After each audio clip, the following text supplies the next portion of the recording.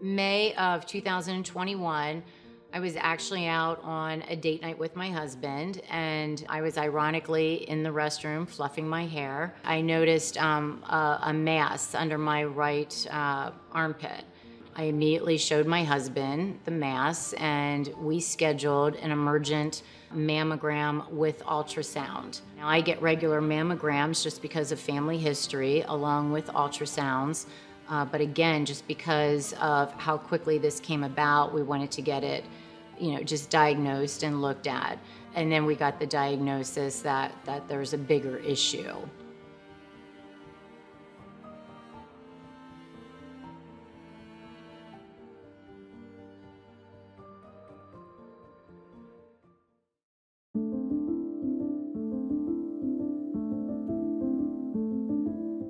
I was actually much calmer than my husband. He is in the medical field, and he immediately picked up the phone and called Dr. Blumenkrantz. He just needed to have a sanity check, and it was the word suspicious that unraveled him. To a detriment as well. I tried to speed things along. There were nights of, even a day or two that we couldn't sleep waiting on an MRI or a PET scan. It certainly makes you more empathetic to people that didn't have those advantages, how they would probably wait 6 to 8 weeks. So that was certainly a benefit to everybody here. But after we were able to sit down with Dr. Blumenkrantz, after the biopsy came back, we realized that, there was cancer. Now it was just waiting on what type of cancer, has it metastasized, so you're waiting for the PET scan. Within 2 weeks and 2 days of the date night, I was getting chemotherapy and having a port put in on the same day. So overwhelming is a little bit of an understatement, but I will say that Dr. Blumenkrantz, in walking through how the protocol was going to be with the Savvy Scout, the wire-free, all of those things are so vital because it already feels, in essence, like a defect. What will happen physically, and then, of course, emotionally and mentally, it takes an extraordinary toll on you, the family, etc.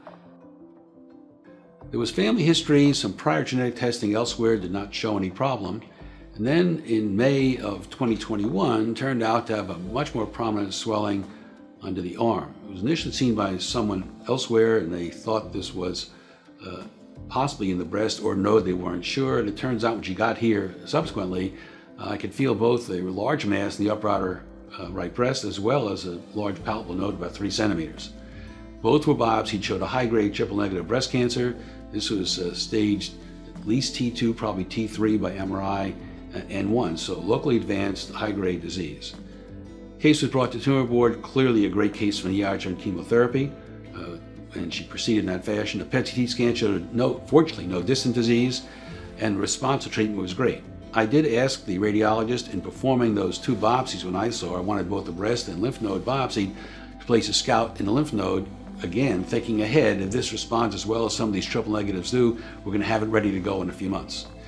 The chemo is every 2 weeks, so as soon as you get the chemo, you don't feel well.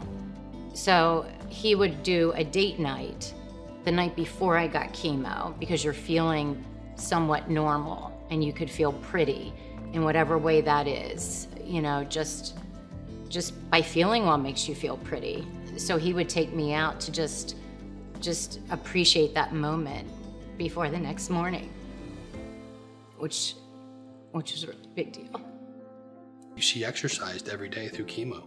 You hear horror stories, and she's like Superwoman, where she'd have her chemo and she's out walking. I think she missed 2 days of walking or exercising while on chemo. But all in all, she was the warrior through all this. I supported her, but at the end of the day, I don't know how much she needed. She's pretty tough.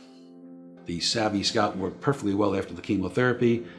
Her node sampling went well, and she turned out to be fully downstage in the axilla, did not require a full node dissection, and had only a residual of 2 millimeters of invasive cancer in the breast, so downstage to a T1A-N0. A great result, and she's done well ever since. I was cancer-free, which was amazing news, but the day that Dr. Blumenkrantz said, "You're no longer my patient," we both stood there and cried. you know, when they say, okay, we're checking you out, it's a really big deal. It's as big of a deal as ringing the bell for your last chemo. So those mile markers, they're everything.